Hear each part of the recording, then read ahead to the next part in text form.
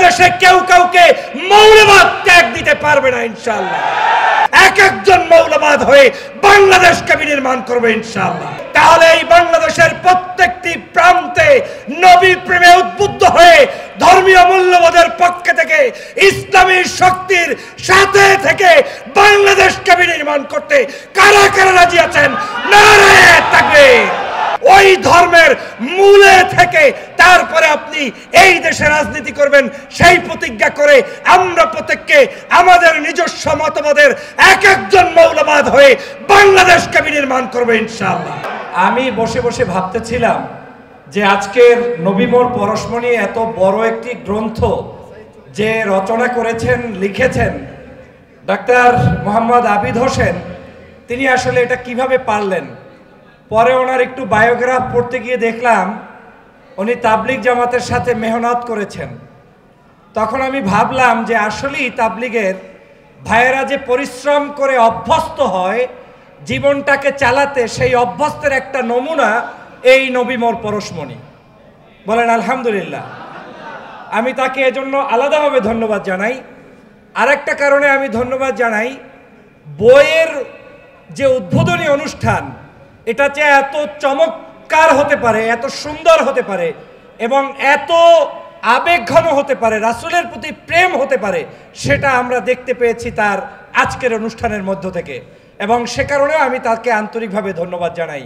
আমরা এই বাংলাদেশে তাবলিগ জামাত হোক, পীর সাহেব চরমনাইয়ের লোক হোক, ইসলামিক অন্য রাজনৈতিক দলের লোক হোক, কিংবা তিনি কলেমায় বিশ্বাসী কোনো মানুষ হোক, যেখানেই থাকবে সে ব্যক্তি ইসলামিক ধর্ম চর্চা করবে, কর্ম পালন করবে, নবীর প্রেমে আশিক হবে, তার সকল কর্মকাণ্ড পরিচালনা করবে।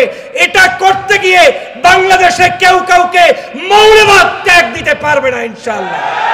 অতএব এরাই হচ্ছে মূল শক্তি, যারা রাসূল প্রেমে একেবারে উদ্বুদ্ধ হয়ে ডাক্তারি জীবনের মধ্য থেকেও তিনি আজকে রাসূলের জীবন গ্রন্থ রচনা করে আজকের আমাদের কাছে তার ভালোবাসা প্রকাশ করেছেন। এটা আমাদের প্রত্যেকের জীবনেই আমাদের পরিচালিত হওয়া উচিত, বাস্তবায়িত হওয়া উচিত। সেই প্রত্যাশা আমরা আপনাদের কাছ থেকে করতেই পারি। আজকের এই অনুষ্ঠানটি আমি দেখেছি দল, আপনারা যারা এখানে আছেন, আপনারা কি মনে করেন নবী প্রেম ব্যতীত, ধর্মপ্রেম ব্যতীত এই বাংলাদেশে অন্য কোন মতবাদ দিয়ে এই বাংলাদেশকে শাসন করা সম্ভব? যদি সেটা সম্ভব না হয় তাহলে এই বাংলাদেশের প্রত্যেকটি প্রান্তে নবী প্রেমে উদ্বুদ্ধ হয়ে ধর্মীয় মূল্যবোধের পক্ষে থেকে ইসলামী শক্তির সাথে থেকে বাংলাদেশকে বিনির্মাণ করতে কারা কারা রাজি আছেন?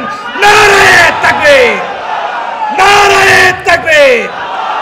আল কোরআনের আলো শুধু ঘরে জ্বালাইলেই হবে না, আল কোরআনের আলো। আসুন আমরা তাবলিগের ভাইয়েরা, ইসলামের ভাইয়েরা, জামাতের ভাইয়েরা, চরমনায়ের ভাইয়েরা, পীর সাহেবান, বিশ্ববিদ্যালয়ের শিক্ষক, সুধী, কৃষক, ছাত্র ছাত্রী, সাহিত্যিক, সাংবাদিক, কবি, প্রত্যেকের কাছে আমার আহ্বান থাকবে, এমনকি হিন্দু, মুসলিম, বৌদ্ধ, খ্রিস্টান যে যে ধর্মে আছেন ওই ধর্মের মূলে থেকে তারপরে আপনি এই দেশে রাজনীতি করবেন, সেই প্রতিজ্ঞা করে আমরা প্রত্যেককে আমাদের নিজস্ব মতবাদের এক একজন মৌলবাদ হয়ে বাংলাদেশকে বিনির্মাণ করবে ইনশাআল্লাহ।